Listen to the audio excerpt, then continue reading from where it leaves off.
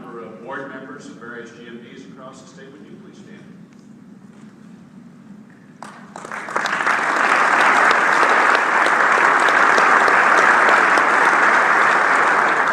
Years ago, the state broke the issues of water and water management into various entities. Groundwater management districts are key parts of that, and so I'm glad to have them here as well. Thank you, Gary, Water Authority, Tracy, Water Office. I've got several cabinet secretaries, I think, going to be in and out. Dale Rodman's here, Secretary of Agriculture, all very interested in this topic as well. Let me get right into it. I think we all know what the situation is in the state of Kansas. If I can get it. Let's get going here.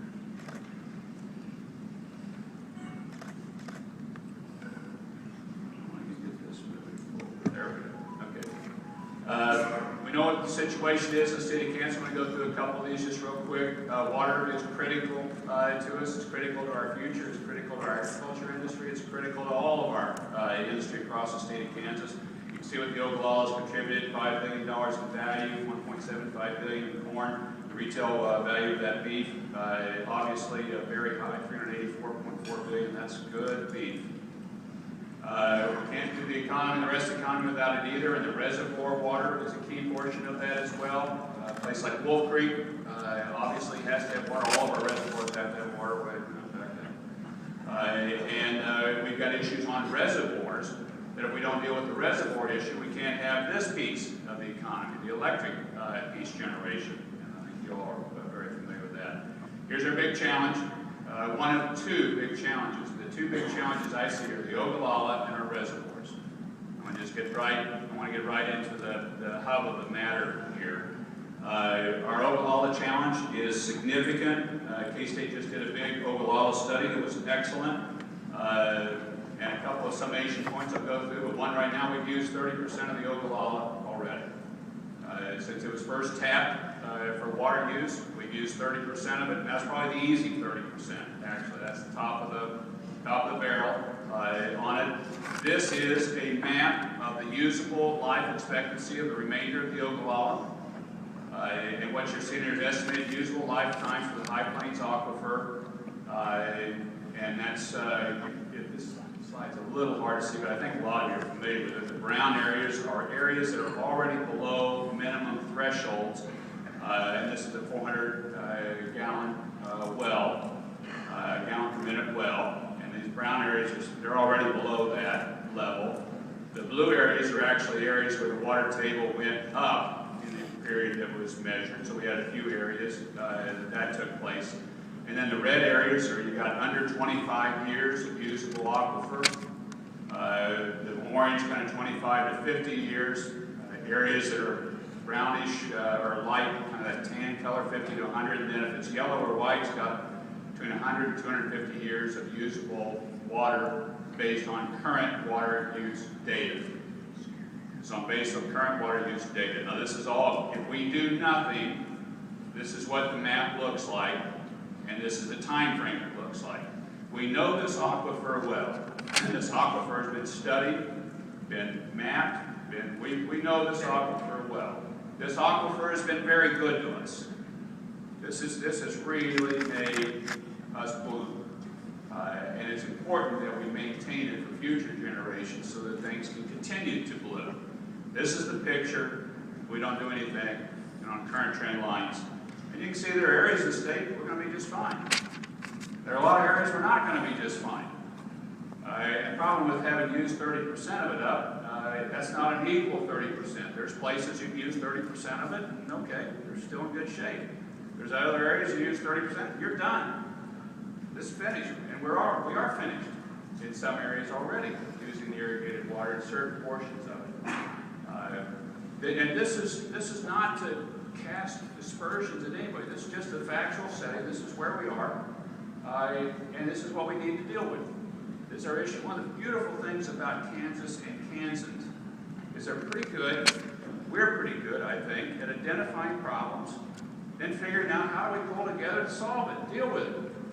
Deal with the problem, not just say, well, it's your problem, or I'm going to throw a rock here, or I'm going to accuse you of something. No, that's just mostly not our nature. It's kind of, okay, we have an issue. We have a problem. What are we going to do about it? And that's what I want to kick off here today. Here's our second piece of the challenge, and that's on our reservoirs in the state of Kansas. We've got 20 federal reservoirs. Thank you, federal government. I told Rex it's the federal government a lot, so I'm going to get on myself, but they do a lot of nice things that we need, and one of them's been our federal reservoirs. And much of our state's dependent upon federal reservoirs for water supply. You can see we've already lost 20% of our storage capacity in our federal reservoirs due to siltation. And if we don't do anything, over the next 50 years, we lose another 20%. But that's kind of a misleading number, really. You've got one of the reservoirs that's already 50% silted in. And you got others that don't have much of a problem at all. It's similar to the Ogallala. You've got some that have a real problem, you got others not so much. This is if we don't do anything, and we need to particularly go into the hot areas where we have people dependent on reservoirs and heavy siltation, and figure out what it is that we need to do so we can have an adequate water supply for the people of Kansas that are dependent upon this federal reservoir. This is a situation if we don't do anything by 2060. Here's surface water supply basins without sufficient 50-year projected yield to stand a severe drought. And you can see these are significant pieces of the state of Kansas. And I really want to point this out because we get droughts. Much as I, as governor, like to laud and say everything is perfect in Kansas all the time, the weather is always good, once in a while it does get bad. Once in a while it doesn't rain a whole lot. And I have to admit that. It's in the meteorological data. But it's also something you got to plan for. So that's what we got to plan for. Okay, we want to be able to withstand a severe drought in every area of the state of Kansas. We want to be able to do it. We can. We're going to have to plan for it. We're going to have to recognize where a problem is. We're going to have to deal with it. And these are areas that we already are without sufficient 50-year issues. Now, you kind of say, well, we just went through a drought, so we shouldn't have one for a few years. Probably. But you just don't know. And that's not planning, that's hoping. And hope's not a plan. We need a plan. All right. Here's the challenge. We take no action in the next 50 years. We just say, problem's too big, it's too hard, don't want to deal with it. We'll be fine, my area's okay, we'll adjust as it comes along. We do nothing, which is a possibility.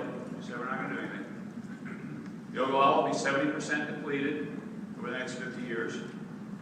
Another roughly 40% of the area irrigated with Ogallala water won't support a 400-gallon per minute irrigation well. 40%. That's a big number. Our water supply in federal reservoirs will be 40% filled with sediment. And that's going to be much harsher in some areas than others. There are some areas it's not going to be a problem, but there'll be some areas this will be a significant problem soon. And 5 of the 7 basins in which reservoirs support our municipal and industrial water use won't be able to meet demands brought on by a drought.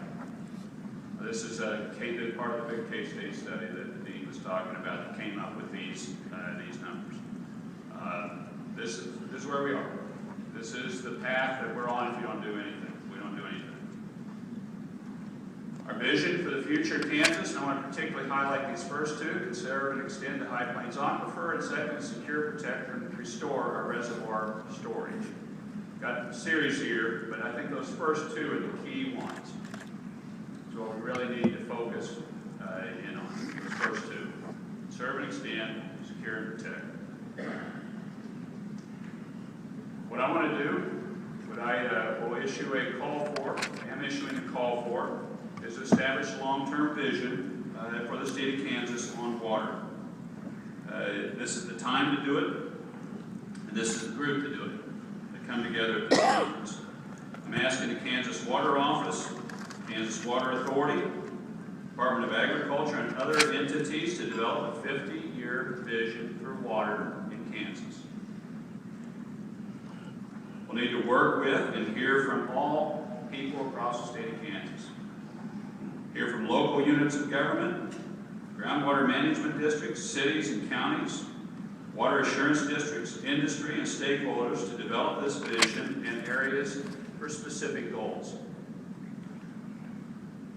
Since the connection between water and the economy is vital, I'm also asking my Economic Advisory Council to engage in the discussion and help ensure our long-term needs are met.